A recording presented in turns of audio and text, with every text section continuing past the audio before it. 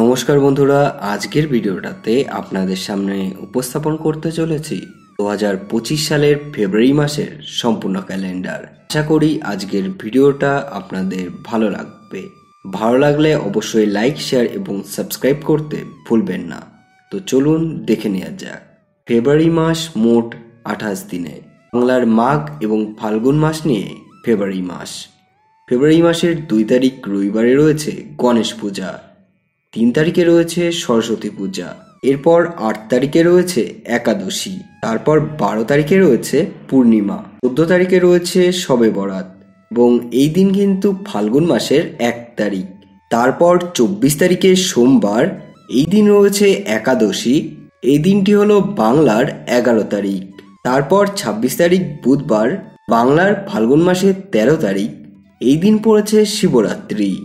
তারপর 28 তারিখ শুক্রবার, এই দিন পড়েছে আমাবস্যা।